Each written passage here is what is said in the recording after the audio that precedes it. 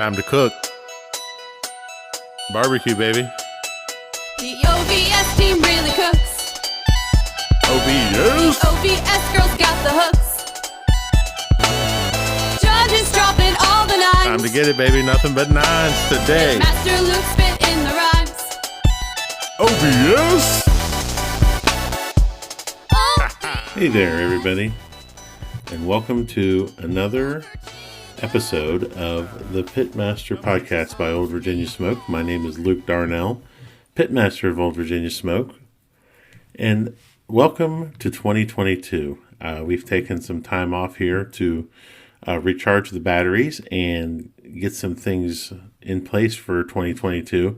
And we're going to start this year with a new concept. This isn't going to happen all the time either, because I'm sure people don't want to hear my thoughts on everything all the time. But one of the things that I did before the holiday season was I put out a request for questions that I could answer and let people ask me questions about what's going on. And so I'm going to attempt to answer those. I have the list here. Some of these will be short answers, some of them will be funny answers, and some of them will be long answers. But I think that maybe I can provide some perspective on some things that some people wanted. So we'll start first with a funny question from Robert Burnett. When will the next rap single drop? These projects, musical projects, are a lot of fun. I work with my friend Davin out of West Virginia, Davin Seaman, and he's a fantastic musical genius. He comes out with a lot of great content. He does a lot of work for a lot of companies. And we were playing around one day and came up with the first Old Virginia Smoke song. It was based off of Silk Sonic. And so then we moved forward, and I wanted to come up with a more of a hip-hop beat because that's the kind of music that we like. So that's the how the rap song started. Yes, there is a new track coming, and it'll be all about our barbecue sauce, the Rusted Mustang. It's going to be more of a slow jam, and I think you'll enjoy it. We'll see when we get that out. I'm not sure when that'll happen. There's a lot of things moving and a lot of moving parts with getting Davin and getting in the recording studio, but it's a lot of fun. So thanks for that question, Robert. Next up, from Travis Duffy with Last Call Heroes, American Royal Champ. When is Old Virginia Smoke going to start doing TikTok videos? Funny you should ask that question, Travis. I have recently set up our TikTok account, and I'm working on content for that as we speak. It's hard for me because I'm not very good at stuff like that, but I think it's a valuable tool in getting some messages out about barbecue in general and competition barbecue, and also it can be a lot of fun.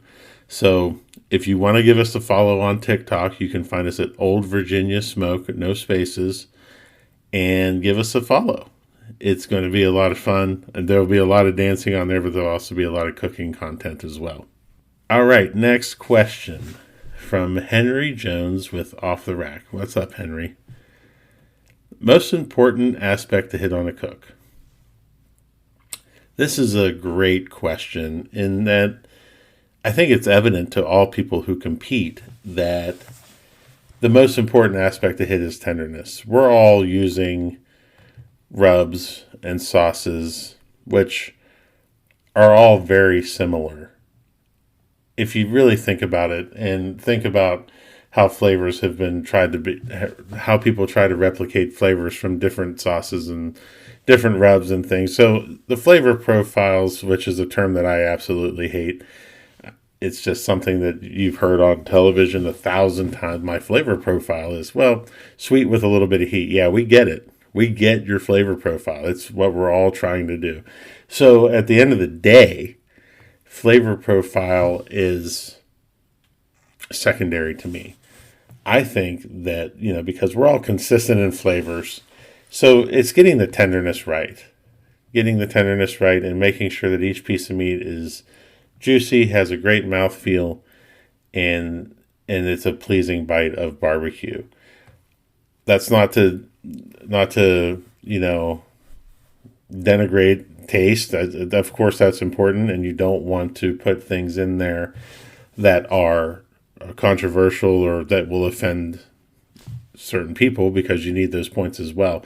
But I think it's important to bring that up, in that the other thing that I think is just as important as the other two is appearance. That's something you can control. A lot of people teach in their classes or teach people that are just starting out, that appearance, it has the smallest amount of points that you can get, but they're free points. That's something you can control. If you give yourself enough time, you can put food in the box that looks pretty. It may taste terrible, but it at least looks good. Those are free points. That's something you control. You can turn it in a very neat box. You can make sure that there's not sauce all over the place. That's something that you can control. So tenderness by far is number one. You have to get that right. That's what you have to practice, whether you practice anything else. Making sure your tenderness is right is the number one thing. Next question from Kevin Turner with T Squared Barbecue out of Lebanon, Illinois. What is the best way to approach potential sponsors? I'm fairly new to the contest world, so I don't have the winning track record yet. But with the cost lately, every little bit helps, from a bottle of rub to a bag of charcoal. Any sponsorship advice would be appreciated. This is a really tough and involved question. Sponsorship, especially in the competition barbecue world, is a very, very difficult and complicated game. You basically have to show people that you want to work with the value that you can give them before even approaching them about sponsorship. If you have products that you love and that you really want to use in competition barbecue, tag them. Do posts about their products. Show them how dedicated you are to their brand and how much you believe in their brand. And when you then approach them, they'll have a basis for, what you can provide them. Also, it sounds great that, I got a charcoal sponsor, and then you reached out to somebody and you've never used that charcoal before, and then you start using that charcoal and you're not getting calls and you're not having success. That's a problem, because now you're locked into supporting that brand, but that brand isn't going to help you be successful, and you're not going to be successful for that brand, especially if you start using a different charcoal and then you're saying that you use this other charcoal. There's so many teams out there that do that stuff, where they say that they're partners with another with a brand, and then they're not actually using that brand. So it is a tough road. And the number one piece of advice that I can give you is find products that you love and that you generally believe in. Try and work to be an ambassador for that brand before even approaching the company, and provide and show them the value that you can provide. There's nothing worse than having to contact a sponsor and say, hey, I know we had an agreement, but I'm not using your product anymore.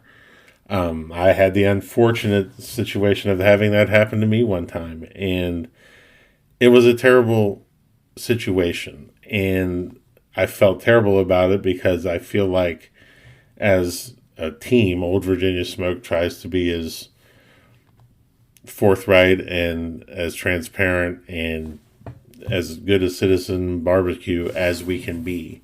So doing that really upset me, and upset our team.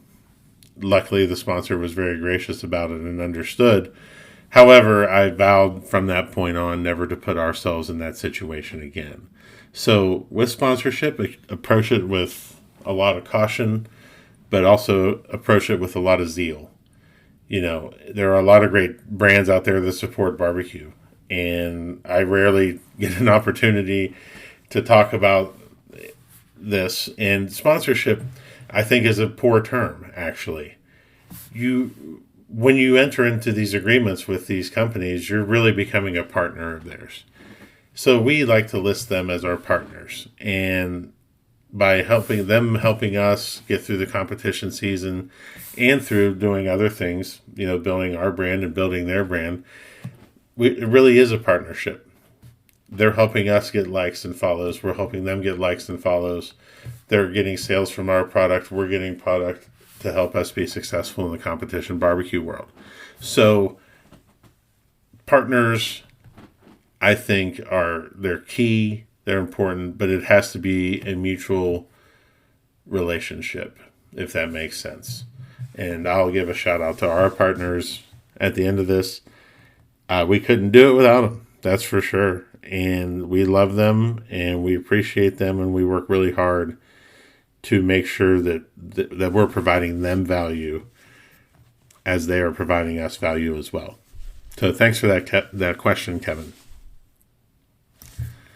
Here's a question from Steve Dotson. Steve Dotson asks, what's the best way to get better if you don't have the ability to cook 30 comps in a year? 30 comps meaning 30 competitions. That's a great question, Steve, because I often teach in my classes that the number one way to get better at competition barbecue is to go cook 4 weekends in a row, 4 contests in a row.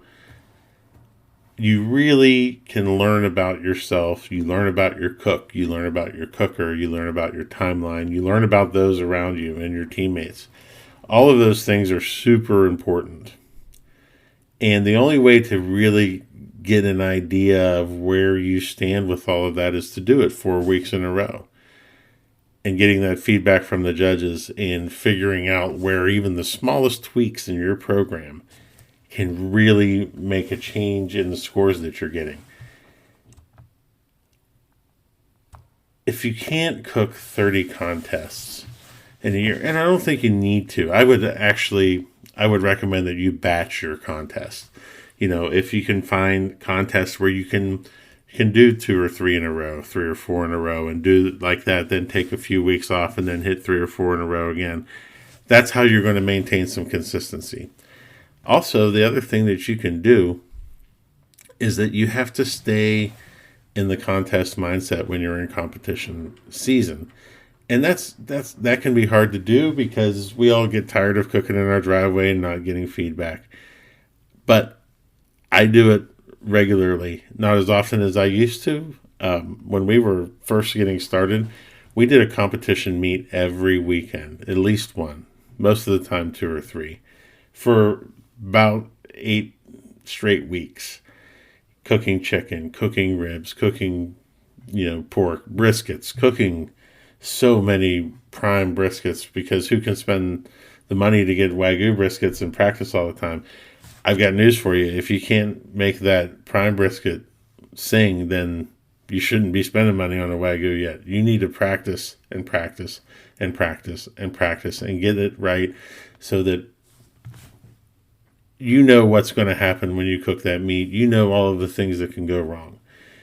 There's a lot of podcasts and things that I listen to that are outside of the barbecue world that talk about the 80-20 principle and things like that, and also repetition. The best way to get great at something is to do it 10,000 times.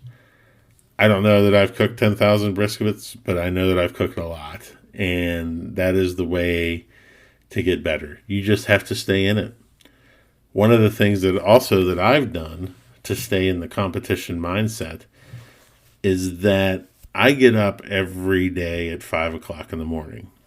I know that sounds terrible to a lot of you, but that's what I get up at 4:50 at a contest. I get up at 4:50. I light my pit. Then I start about my morning business, going to the bathroom, making breakfast, brushing my teeth, getting dressed, all that stuff. But the first thing that I do is I get up and I light the pit.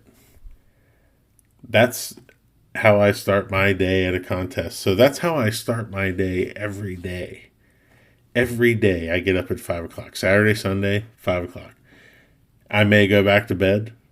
I may go down on the couch and play Xbox. I may do something, but I'm up at 5 because that's what time I get up at a contest. I don't want it to be any different for me when I'm at a contest. if that makes sense. So those are some things that you can do. It's a lot of repetition. It's a lot of practice. Consuming podcasts, consuming content on the Barbecue League, stuff like that that keeps your mind in the competition game. That's the way that you can get better, I think, in my opinion. Alrighty. So we'll switch gears here a little bit and we'll get into a question from Kathy Trainer. What can be done to get more kids involved in barbecue beyond Kids Q? This is a great question. One of the best and most rewarding things that you can do is go watch the awards at the American Royal for Kids Q. They bring all the kids on stage, and it is really a big deal. If you've ever seen it, it is, I think, one of the coolest things that happens in barbecue. All the kids go up, they announce the winners, and it's really, I think it ingrains not only a love of barbecue, but a love of cooking.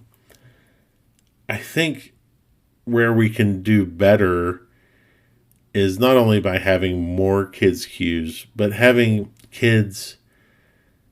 Those of you that have kids, I don't have any, so but we've had kids cook with us before, and it's fun, and we have them do things that everything's critical, of course, and you show them how to do it, and it's a lot of fun, and you make them. The number one key to getting kids to be involved with barbecue and cooking is to give them an active role and to let them do things and let them feel important, whether it's taking the box or building the boxes, or it could be, helping to season the meat if you show them the right way. There's a lot of things that we can do to get kids more involved. I think about some of the teams out there that have kids that go out and they're involved. It's a lot of fun seeing them out there. I'll highlight a couple, and Smokin' Scully's always has his kid out there. He's a great guy, a lot of fun, and he seems to enjoy the cooking. Jerry Stevenson likes to take his daughters out to his contest with Redneck Scientific. And a new friend of mine, a recent friend of mine, David Moore, his daughter she's more into it than he is, and she takes hella good notes, and she's fantastic with her attention to detail and how she does things.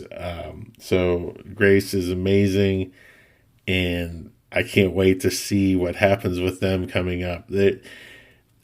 Getting the kids involved at that age, but getting them involved at the pro level, I think is super important. It gives them a feeling of belonging, gives them something to strive for, and it's just a lot of fun to have them around. So those of you that have kids, get them out there and get involved. Not to wax philosophical anymore about that, but back when we got started 10 years ago, we were cooking a contest called Coffee Q, which was a non-sanctioned contest. There was 13 categories, and one of the categories was a kids Q. And because Kim and I don't have any kids, we took our neighbor Jacob. And Jacob came, he was in second grade, and he came and he cooked ribs.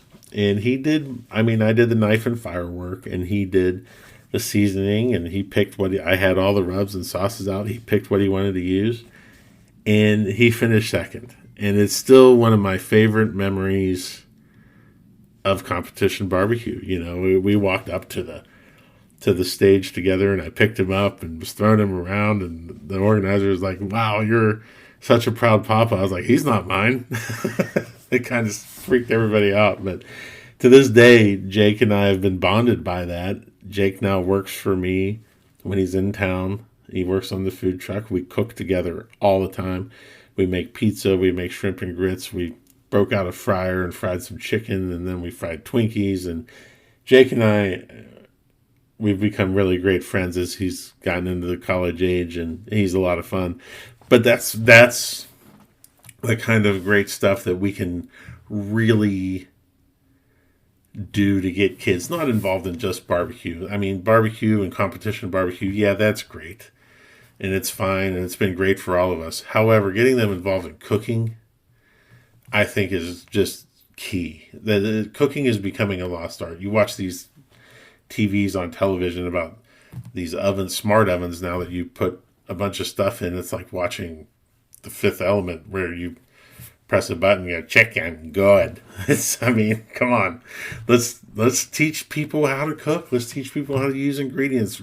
Competition barbecue is great, but there's so many great stories out there. Gavin with Porky Butts. I was there in Chicago when he did a backyard competition, and he won it as a teenager. And we were there, and he cooked everything himself, and that was so much fun to watch and to have his food. And it was, we were basically begging Blaine to let him cook Blaine's chicken on day 2 because it was so good. And Blaine was like, he's using shit in that trailer that we'd never even heard of. So, yeah, getting kids involved in cooking, I think, is paramount. It's huge.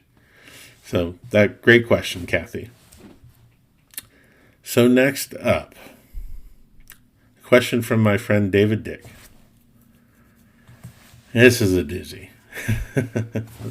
What is a question that you would like to ask judges? This question comes from David Dick. What is a question that you would like to ask judges? What feedback is most valuable as a cook from a comment card? Wow, this is a loaded question. Question that I would most like to ask judges. I don't know what it would be. I don't know if it would be related to judging barbecue. I'm friends with a lot of judges, and great friends with a lot of judges, vacationed with a lot of judges, had judges to my house many times to come and try our food. So we have asked them these questions. How do I make this a 9 is the number one question that I would ask them. If you didn't give it a 9, why? What makes it a 9? What's your definition of a 9 is another important thing. I think that's the only question that should. I understand the comment cards have to be what they are. I would like to see that question on there. If it's not a 9, what would make it a 9? That's what we're all striving for. We want to get 9s. And 9s aren't perfect. 9's great. 9's exceptional. It's not perfect. So how do we get our food from an 8? We struggle with rib tenderness a lot. How do I get those 8s to 9s? What are you looking for? What specific are you looking for? Don't just say too dry. Help us help you get some better food. It's great to get feedback from judges and to hear what's going on in the tent and to kind of get a feel of what's happening. I think it's also important for teams to judge a lot. But I think that feedback of what would make this a 9 would be great. One thing that I would like to see change in the judging protocols of KCBS is that we currently operate on a 12, 1231, 130 protocol. And I'd really like to see that extended not to an hour between categories, but 45 minutes between categories would be fantastic. I think that judges should be required to fill out a comment card for every entry. And I can already hear the moans and groans. We've already heard enough complaining about you have to watch a video and take a test, which, sorry guys, that's not a big ask. It's something you can do. But I think getting that comment card from every entry and seeing what judges really think about your food other than just a random 7, 8, or a 9, or a 6, or a 4, or whatever, I think that that's super important. And I think that would make the overall brand of barbecue better. It would make everything less rushed. I think you'd see less missed turn-ins. I think an hour is too long. We've done some contests where it's been an hour between turn-ins.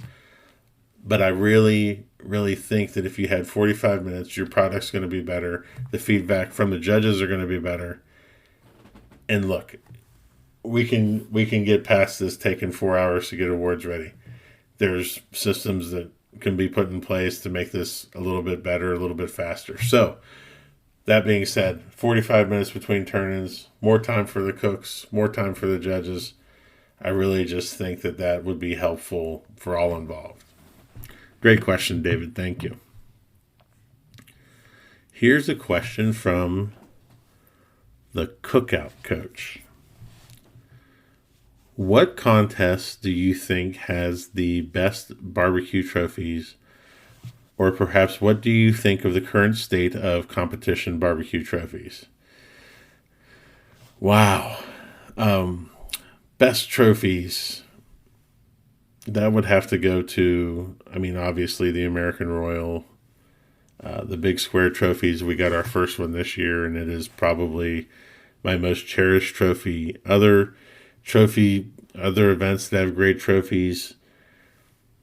17th Street Barbecue does their contests in the fall in Illinois, and they have the apples, and it's fantastic. Those apples were the reason that I went out there and cooked that contest.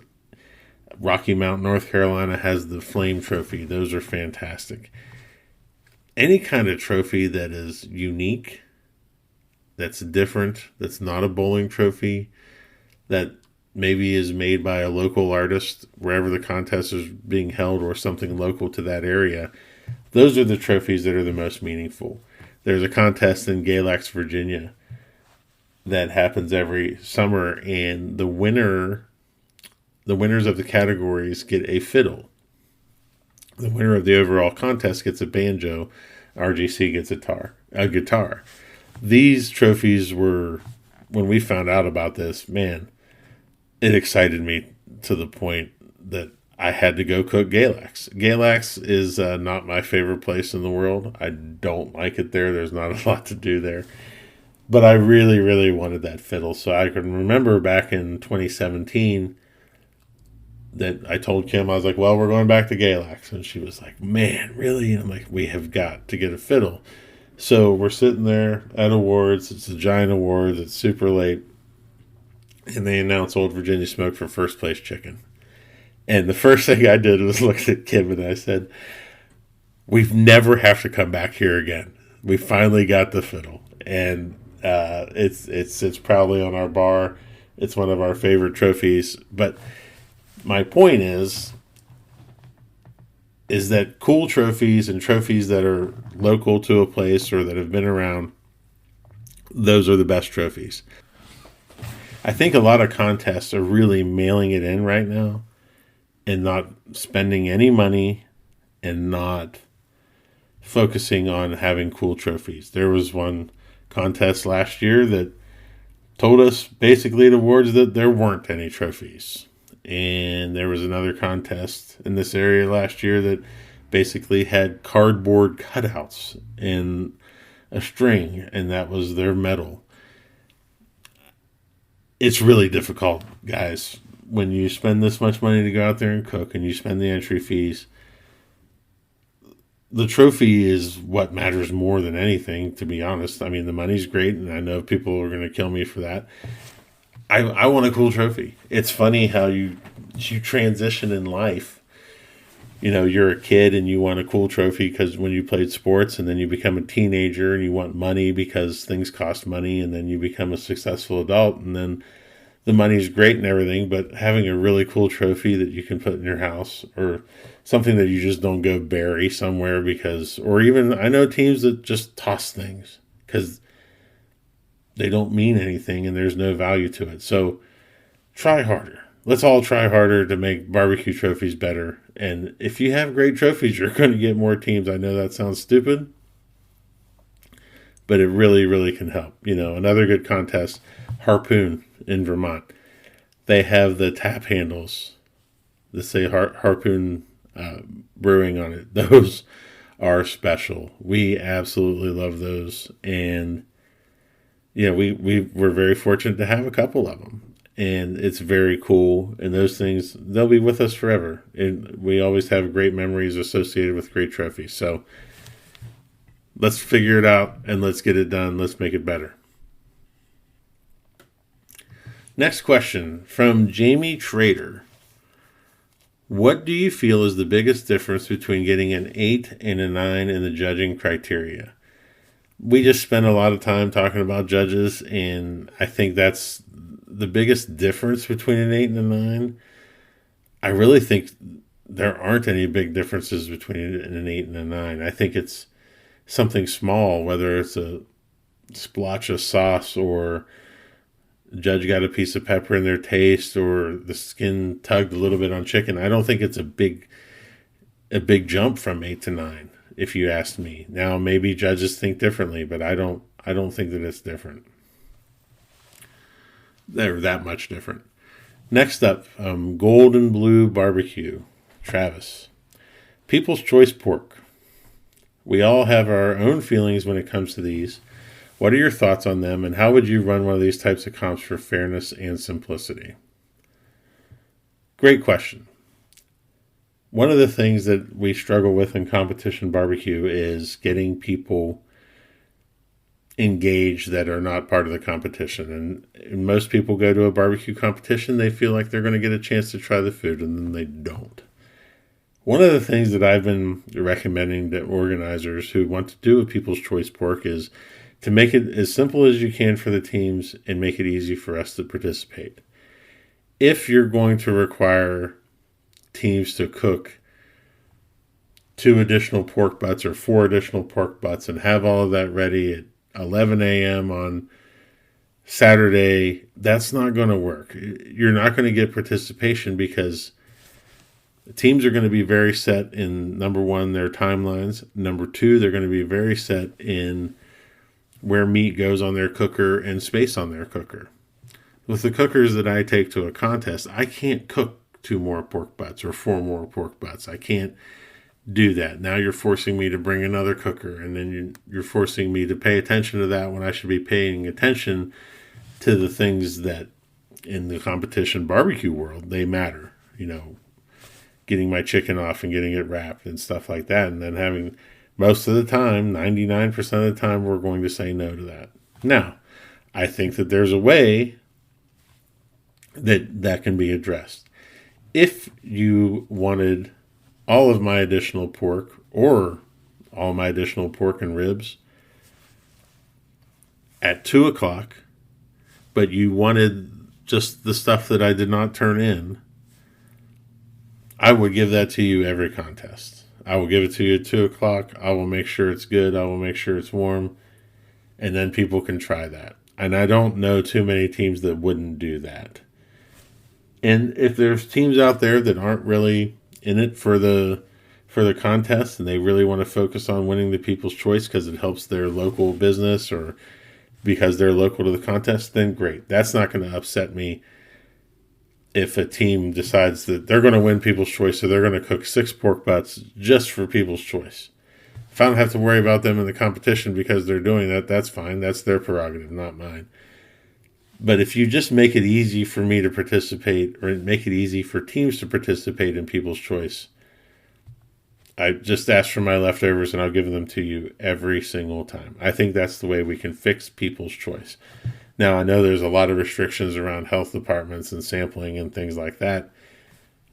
I think we can all work towards figuring all that out, but I think that's the way to do it. Next question from Mark Mastel from Fire at the End of the Day. Mark and Christine have become really good friends of ours, and I just want to give them a shout out. Faded Barbecue, they are fantastic cooks, even better people, and I really, really just want to let them know how much I embrace our friendship. Mark, loaded question, buddy. What is your favorite non-barbecue dish to cook? That changes so much. I read a lot of books about cooking, about chefs, and about different cuisines from around the world. And I go through phases of things that I really like to do. I go through an Italian phase where we'll have pasta all the time. I'll go through, a Mexican phase and we'll make tacos. I'll go through, and as I've been over writing recently, I read a lot of French cookbooks, so I'll cook a lot of French dishes. Recently, I've gotten into the paella and using our monolith grill and our paella pan and making paella outside over an open fire. I just get into these things, and that's what I like to do and how I like to cook, and I like to make different things. But if I had to pick a favorite non-barbecue dish to cook, it would probably be paella at this point. Making the Spanish rice dish, we always make it with seafood rather than chicken, just because Kim and I are both big seafood lovers, and that would probably be my favorite non-barbecue dish to cook at this time. All right. So I have another question, final question from Golden Blue Barbecue. Another one from Travis. Drums are all the rage right now, and for good reason. But I've also seen an uptick in smaller model offsets such as Outlaws and Jambo patios. Do you see drums continue to grow in popularity, or are they just a trend? If a trend, are the offsets making a comeback? I don't think that drums are a trend anymore because I think the drums are a staple. Drums aren't going anywhere. Drums, particularly the gateway drum smokers, have really leveled the playing field. The barbecue league has leveled the playing field. I have 3 drums myself. I love cooking on them. They are fantastic tools. They offer a relatively low entry point into the competition barbecue world for a lot of people. And there's a lot of content out there to help you jump right in and get going on a drum. I don't think they're going anywhere. If anything, they're going to continue to stay popular and probably increase in popularity. Now, that being said, in your question, you ask if offsets are making a comeback. I don't think offsets have ever gone anywhere either. If you look at teams that have won the American Royal and the Jack, it's hard to find ones where it's not a Jambo or an offset. And those flavors and the way that the food comes off of those pits, it's just something to it. And being someone that switched from, water cookers and cabinet cookers that went to an offset, it's that reason. Most of the majors have been won on offsets and Jambos or Jambo drum combination, and I wanted to put myself in that situation to where I can compete for that stuff. And I think that switching to the Jambo and switching to a stick burner was one of the best decisions that we ever made in that regard. Now, that being said, everyone knows I cook my chicken on a drum. I don't think that you can replicate that drum flavor anywhere else, especially on such a short cook. So to answer your question, I don't think either pit is going anywhere. I think you're going to just see more and more of them and less of other pits, just because of ease of use, easy entry into the competition world. I think that's it.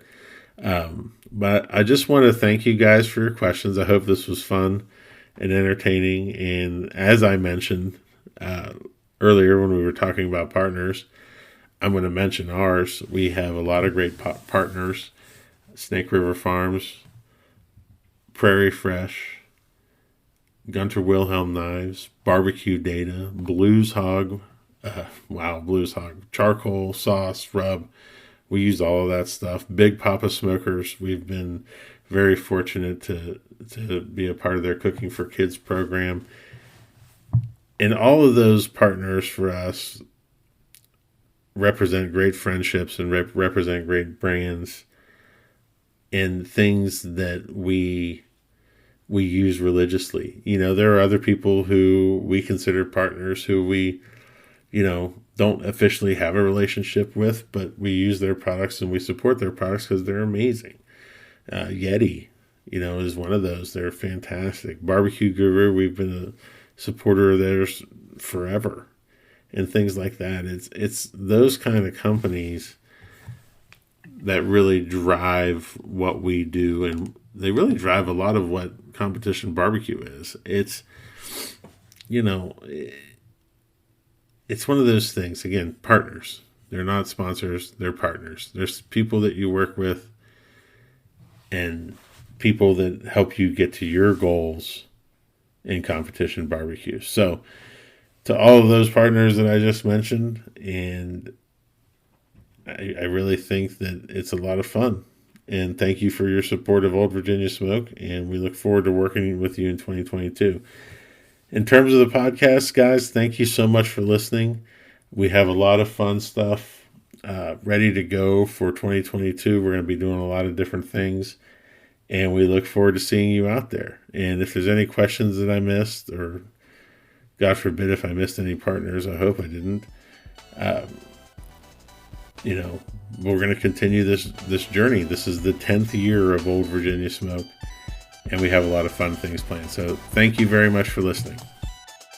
Thank you for listening to Pitmaster, an Old Virginia Smoke podcast. Be sure to subscribe and like the podcast, rate the podcast, and share it out with all your friends. Also be sure to check out the Old Virginia Smoke YouTube channel as well. We will have another episode for you next week. For companies interested in advertising, please contact Old Virginia Smoke directly via www.oldvirginiasmoke.com. Pitmaster, an Old Virginia Smoke podcast, is edited by Chris Sedenka. Pitmaster, an Old Virginia Smoke podcast, is a property of Old Virginia Smoke LLC